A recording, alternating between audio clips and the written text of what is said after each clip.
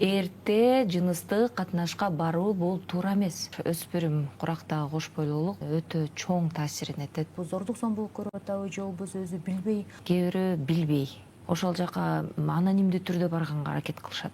Бул милицияга звонок берилет. Бул үй бүлө курганга төрөткө психологиялык жактан да даяр болбойт. Бойго бүткөндөн кийин эне менен баланын тыгыз байланышта болот. Кандай турушу турпаты, кандай эс алуусу, эмне жеш керек. Мыйзам боюнча эртең 2-ге турган жаран камалып кетип аткан учурлар да жок эмес да? Жаш кыз болсо андай учурда кылмыш иши козголот. Кыз кош бойлуу болду, төрөдү, төрөгөндөн кийин мамлекет тарабынан ошол кыз каралып турабы? Баланы ошол эле роддомго таштап кеткен учур болот. Ачык балдарыңар менен сүйлөшкүлө. Салам көрөрман, сиз көрүп жаткан Медфакт подкастта аны мен Айтолкун Анапияева алып барам. Ал эми бүгүнкү темабыз өспүрүм курактагы кош бойлуулук тууралуу сөз кылат. Ал эми бүгүнкү коногубуз акушер-гинеколог Индира Мырзалиева. Саламатсызбы? Саламатчылык. Өспүрүм курактагы кош бойлуулук кыздардын ден соолугуна, келечегине, анан кийин билимине кандай таасир этет? Саламатсыңарбы? Бул жаш өспүрүм курактагы кош бойлуулук бул өтө чоң таасирин этет. Ошол эле жашоосуна, ошол эле психологиялык жагына, ошол эле ден соолугуна жана ошол эле төрөт учурундагы көйгөйлөр болот. Ушул Кыргызстанда өспүрүм курактагы кош бойлуулук азыркы учурда актуалдуу темабы же мындай мурункуга салыштырмалуу азбы? Жок, актуалдуу эле тема. Анткени себеби бул эсептелүүдө, анан ошого дагы маалымат, чара көрүлүүдө. Бирок ага карабастан баягы биздин Кыргызстанда кездешет. Мисалы үчүн эсеп чотунда караганда 350 айымга туура келет, кызга туура келет. Бул 13 жаштан 17 жашка чейинки жаш өспүрүм курактагы кош бойлуулуктар. Бул ошо эрте азыр 13 жаштан 17 жашка чейин деп атпайсызбы? Бул өтө эрте да, 13 жаштагы кызчы. Бул кандай учурларда болуп калып атат? Бул зордук зомбулук көрүп атабы же болбосо өзү билбей ушундай катнашка барып калып атабы же буга эмне себеп деп ойлойсуз же билимдин жетишсиздигиби? Буга себептер эми бардык, сиз айтып аткан себептердин бардыгы кирет. Кээ бирөө билбей, кээ бирөө бир 16 жашынан кадимкидей турмуш курабыз деп турмушка чыгып кетишет. Кээ бирөө зордук зомбулукка кабылат. Ошондой учурлар абдан көп кездешет. Анан баягы зордук зомбулук учуру болгон себебинде дагы бизде медициналык экспертизалар жүргүзүлөт. Анын өзүнүн жумасына жараша ошолордун корутундусу менен биз чара көрөбүз. Ушул сиздерге келгенде өспүрүм курактагы жаштар кош бойлуу экенин билгенде сиздер кандай кеңеш бересиздер жана бул кичинекей өспүрүм кыздар анан ошол кош бойлуулукту аягына чейин жеткирип төрөгөн учурлар болобу? Бул бизде диагностика катары кош бойлуулуктар кандай, биринчи апасына деле айтпайт да. Булар жаш кыздар да. Көбүнчөсү ошо айтып атпаймынбы 13 жаштан 17 жашка чейинки. Анан билбей биринчи очередь эле УЗИге барышат. Анан ошол жерден диагностика болот. Ошол жерден көп энеси билбей алып барып, ичи оору алып барып, анан ошол жерден диагностика алганда кичине шоковый состоянияда болушат.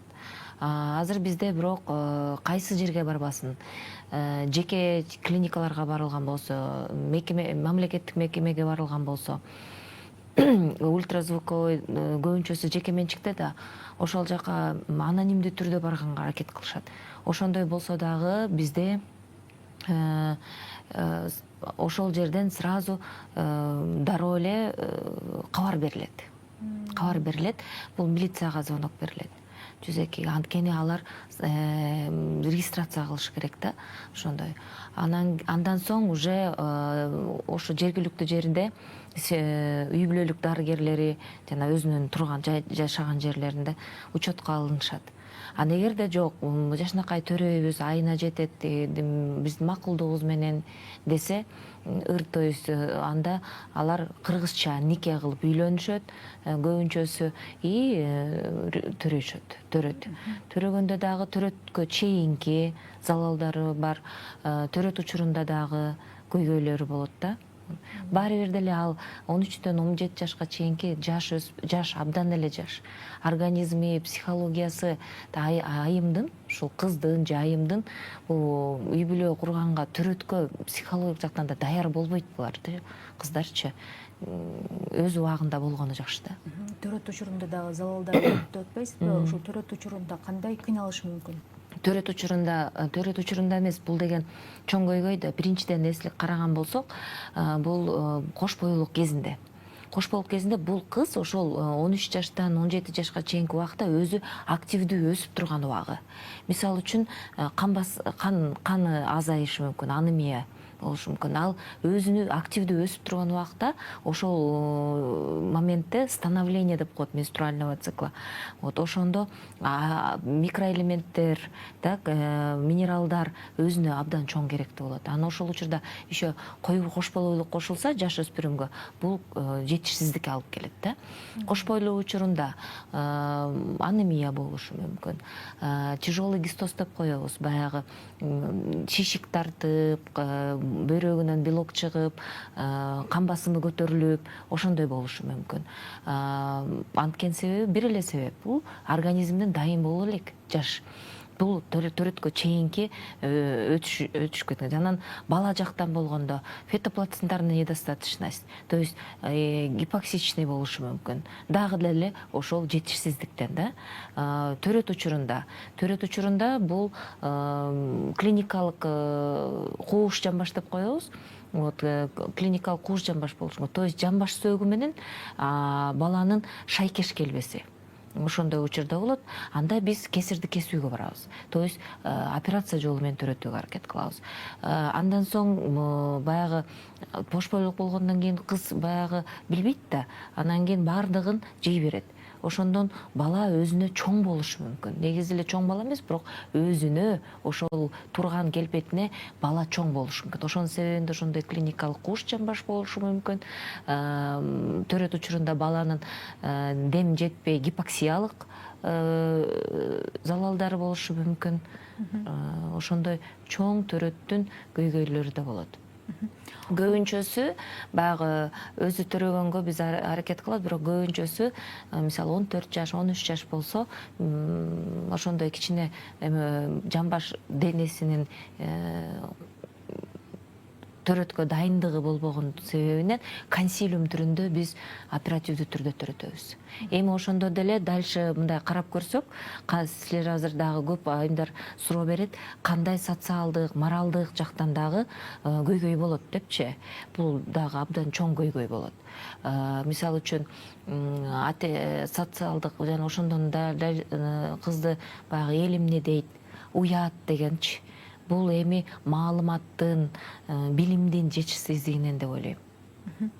Ушул негизи эле ушул 13 жаштан 16 жашка чейин, 17 жашка чейин балдары менен өспүрүм куракта ата-энелер тыгыз байланышта болуп, ушундай нерселердин алдын алуу үчүн ата-энелер балдары менен кандай ортодо алака болуш керек? Тыгыз байланышта болуш керек. Мунун эч уяты жок. Тыгыз байланышта болуш керек. Өтө эне менен кыздын ортосунда тыгыз байланышта болуш керек. Бул сексуалдык суроодон уят болбош керек. Гигиеналык иштерди кызына туура айтып көндүрүш керек. Эгерде энеси өзү билбесе, жетишпесе, анда гинеколог алып барыш керек. Алар туура түшүндүрмөсүн билишет. Вот. Бизде үй бүлөлүк облустук үй бүлөлүк центрлерде эме бар, школа бар, мектеп бар. Мектеп бул жана кош бойлуулар учурунда кандай өзүн алып жүрүшкөн, ошол мектепте сабактар жүргүзүлөт. Көп ошо биздин элдерибиз, айымдарыбыз билбейт да. Анан ошо жаш кыздарга дагы кандай эмне кылыштын, ошондой мектептерде программа түрүндө түзүлгөн. Ошол программа менен ошондой окуулар жүргүзүлөт. Бир саат 40 мүнөт убакыт менен бөлүнүп жүргүзүлөт. Бул облустук үй бүлөлүктөргө кайрылыш керек да. Ошондо ошол жерде акушер-гинекологдор айтат. Ушул маселе көбүнчөсү шаар жергесинде көппү же айыл аймактардабы? Эми аны антип айтууга мен айта албайм. Мисалы 24-25 жылдын эсебин караганда, отчеттук эсебин караганда, бул баягы лидерство область деп коет.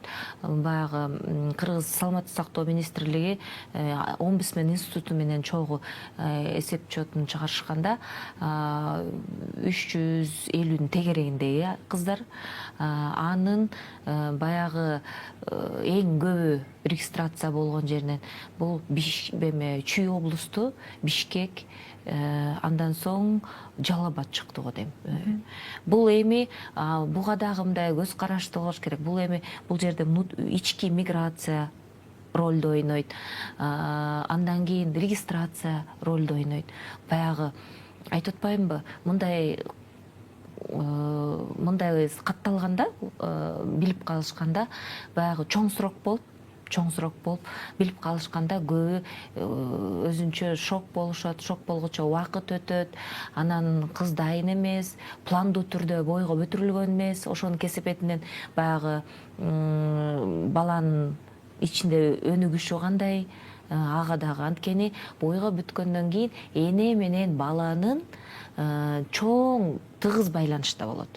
Эне кандай эмоциялык жашоосунда ошол убакта эмоциялык абалда болсо, бала да ошондой абалда болот. Анан ошол убакта өзүңүз элестетсеңиз, боюнда экенин билип калды, эне дагы стрессте, жанындагылар, үй бүлөлөр дагы стрессте, буларга кичине басым болот, кысуу болот, анан баланы издешет, анан үйлөнтүүгө аракет кылышат чоң срок болуп калганда. Анан үйлөнгөндөн кийин эл эмне дейт бизде Кыргызда, анан басымчылык деген болот, анан тиги минтип келди, ошондон психологиялык стресске кабыл болот эне. Баягы бактылуу эмеде эмес да, бактылуу энеликте эмес. Айым өзү дайым болгондо бул баланы эңсеп калат. Эңсеп, мен үй бүлө түзөм, мен балалуу болом деп, ошол убакта психологиялык дайым болуп, сүйүү менен эне болот да, ошондой. Бул жерде чоң көйгөй бар. Ушул өспүрүм курактагы кош бойлуулук билди да, билгенден кийин балким кээ бир ата-энелер эл билбесин деп ошол алдырып салуу дагы бир маселени карайт болуш керек. Бул канчалык деңгээлде мыйзамдуу жана бул практикада кандай кездешет? Биз мен баягы облустук консилиум отурган учурда дагы кездешип атты. Аябай жаш кыздар, 10 жашта, 7 жашта. Буну биз чечпейбиз. Бизге баягы ошондой диагноз кичинекей, мындай кичинекей жумалык болгондо булар өздөрүнчө жок кылууга аракет кылышат. Анда жеке менчик эмелер, клиникаларга барышат, же бирдеке кылышат ошондой. Анын дагы чоң осложнениялары болот да. Вот ошондон ушу айтып кетет элем да, өз алдынча кылбагыла, андан көрө уялбай эле мамлекеттик мекемеге барсаңар, ушул жерден силерге көйгөйүңөрдү чечип берет депчи айтып кетет элем да. Анткени себеби баягы биз аны чечпейбиз да. Бала энеси менен келет, же энеси баягы башка өлкөдө иштеп жүрүп болсо, биякта опекунствода жүргөн, то есть энесине таштап кетеби, чоң энесине же тайнесине таштап кетип, ошо бир ответственный киши менен келет да. Ошо желательно өзүнүн энеси менен келген жакшы. Анан ошондо чечилет. Анда дагы кол коюп берүү зарыл. Анткени ал жашына жете элек кыз да, ал секелек кыз да, кичинекей жаш өспүрүм. Ошондо ответственный адам келиши керек. Бул бир. Экинчи случайда мындай болот, уже сот жүрүмү жүрүп калат. Тиги бала мындай болуп туруп, зомбулук көрүптүр деп сот эметип калат да, соттун кагазы келет бизге. Соттун кагазы ушундай маалыматта сотто иш жүргүзүлүп атат, на прерывание беременности деп. Ошол кагаздын негизинде биз идем на прерывание. То есть бойдон алдырууга жаткырып, өзүнүн протоколдорубуз бар. Ошонун негизинде иш-чара жүргүзөбүз. Демек бардык мыйзам деңгээлинде нерселер каралат. Бул айтып кетчү нерсе, эгерде даже учетко турбай жашырып жүрсө, бирок төрөт болуп баштаганда баары бир төрөтканага келет да. Ошо төрөтканага киргенден соң биз жашы жете элеккенин билгенде биринчи 102-ге чалабыз. Анан ушул жана да айтып калдыңыз, кош бойлуулугун билгенден кийин анан жана баланы таап, анан экөөсүн үйлөндүргөнгө аракет кылышат депчи. Ушул эрте жашына жете элек кезинде никеге туруу, анан кийин кайра ушул кош бойлуулук төрөө ушул балдардын, кыздардын келечегине кандай таасирин берет? Сиздин өзүңүздүн практикаңызда кездештиңизби ушул баланы төрөп кайра окуп, анан келечегин куруп кеткен кыздарды? Эми практикада көп эле кездешет, түрү болот. Эми баягы буну эмнеге андай кылышат? Проценттик түрдө алганда көбү кийин жашабай калышат. Ажырашуу болуп калат да. Бул баягы ошол убакта баягы эл эмне дейт? Уят деп ата энеси үйлөндүрүп салышат. Баягы ушуну менен тынчып калсын деп эле. Андан соң төрүлгөндөн кийин бала жаш, кыз абдан жаш, кантип эметкен, көбүнчө проценти ажырашып кетишет. Анда проценттик түрү бар, жашап кетишет, үй бүлө куруп, жашынакай жашап кетишет. Ажырашуунун себеби ошо үй бүлөлүк кысымдан, зомбулуктан, ошондон чыдай албай кетип, эмне болот, мен билбейт экенмин анысын. Бирок көбү ушундай бизде проценттик жанагы эсеп боюнча ошондой. Жана сиз айтып аткан маалыматтардан улам мага мындай тыянак келип атат да, бул 10 жаштагы, 13 жаштагы, 17 жаштагы, 16 жаштагы кыздардын кош бойлуулугу тууралуу айтып берип атпайсызбы?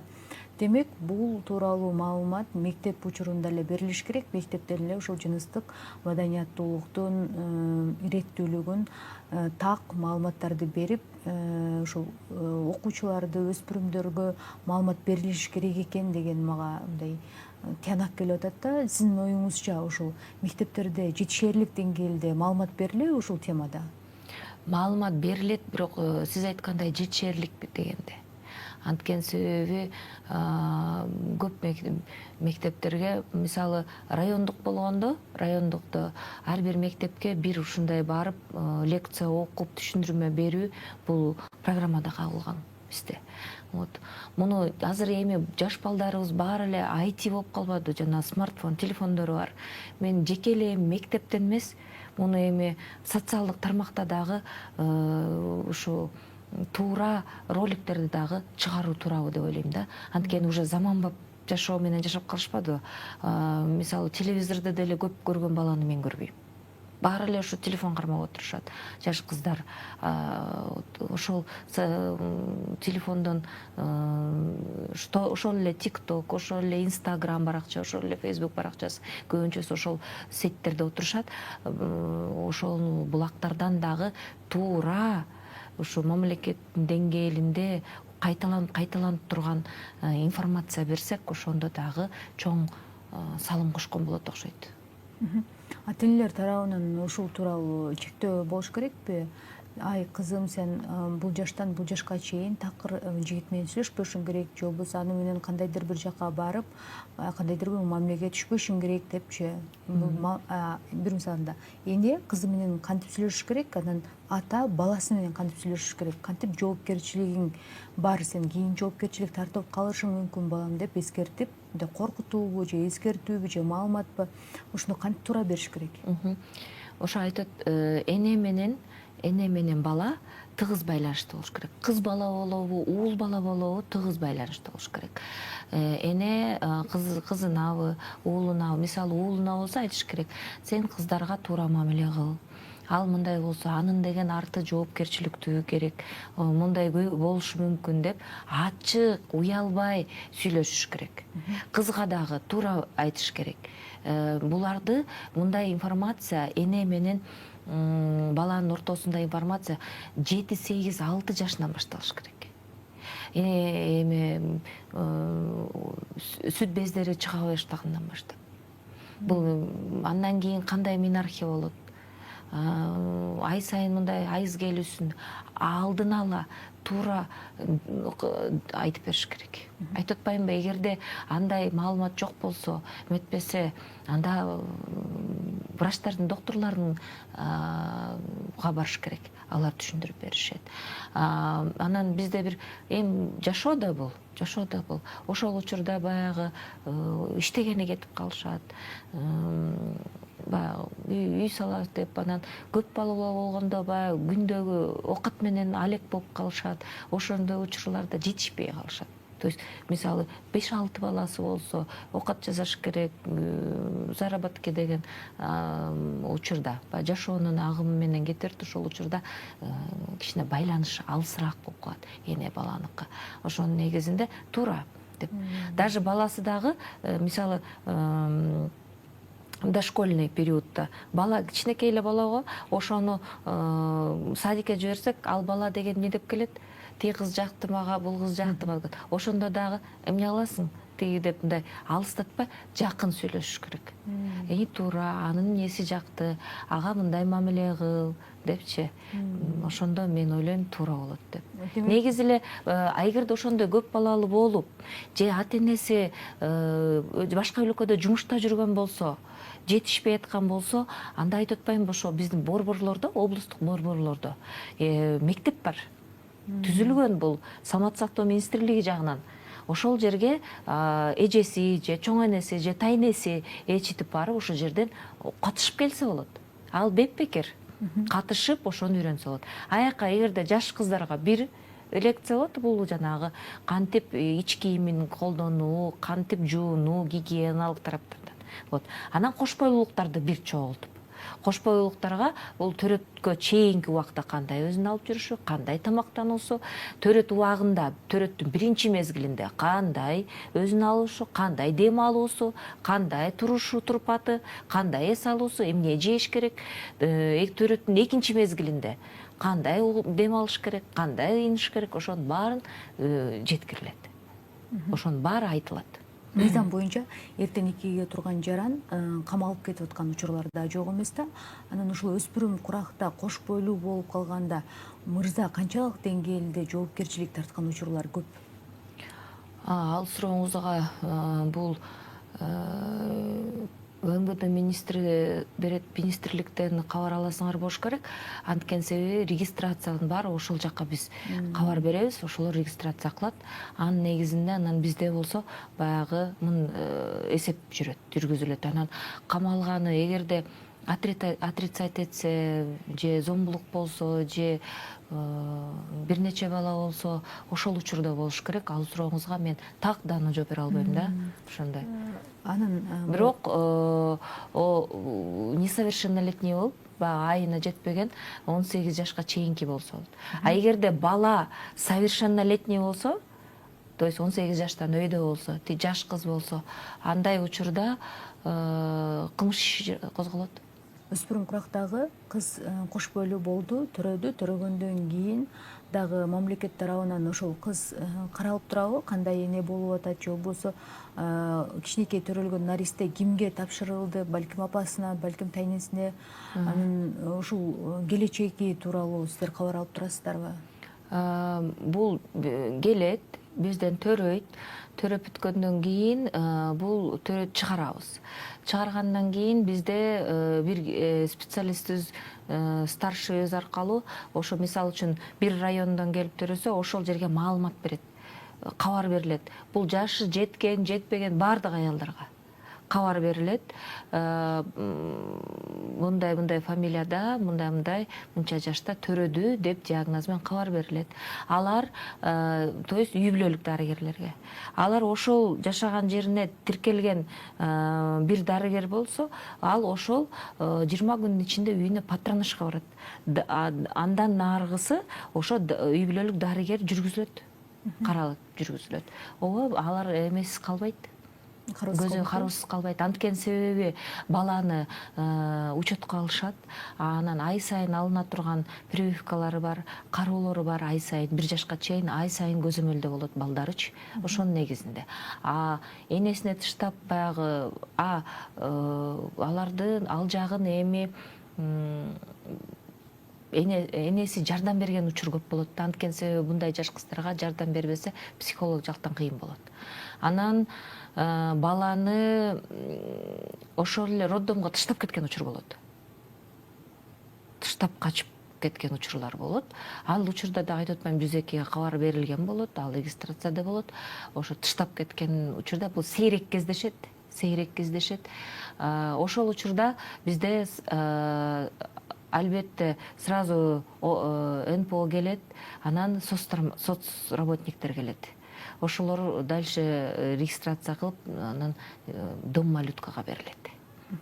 Азыркы учурда жай мезгили болуп атат. Анан жай мезгилинде ата-энелер көбүнчөсү балдарын, кыздарын лагерге жиберишет. Анан ал жакта көзөмөл кандай болот, кандайдыр бир чектөө эле адамдар карашат да.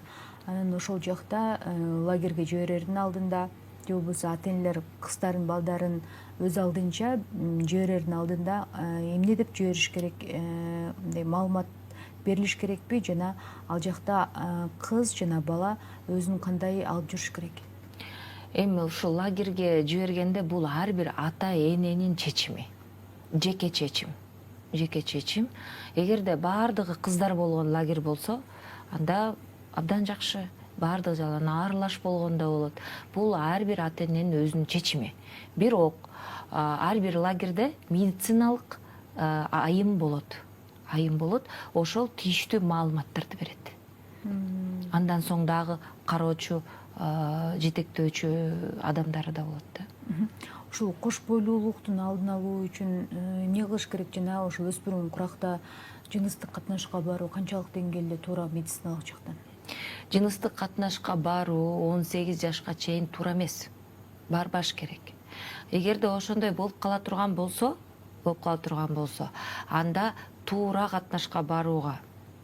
Анткени себеби инфекция, передающаяся половым путем деген бар.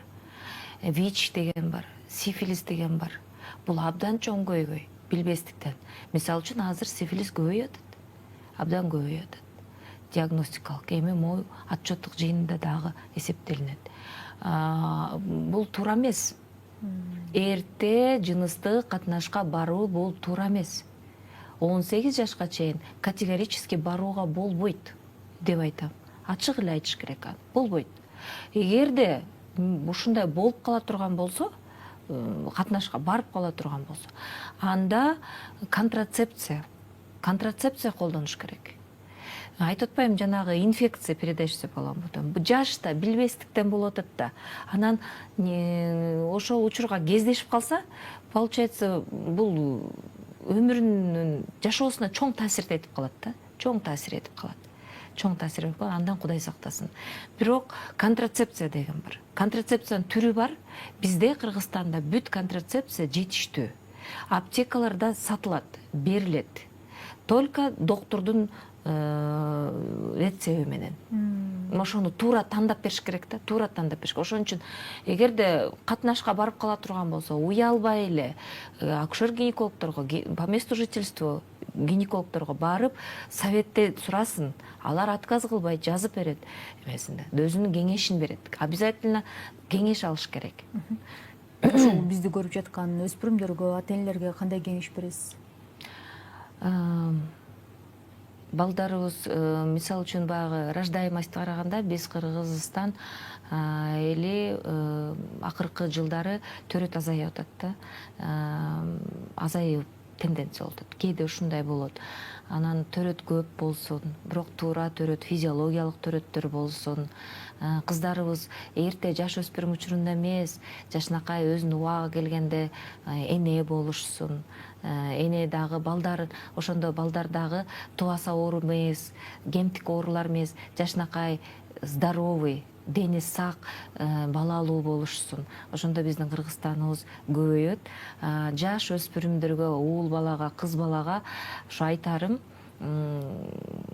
эрте жыныстык катнашта эмес, ошо туура өз учурунда үй бүлө куруп, дени сак, жашынакай көп балалуу болушуңарды мен каалайт элем да.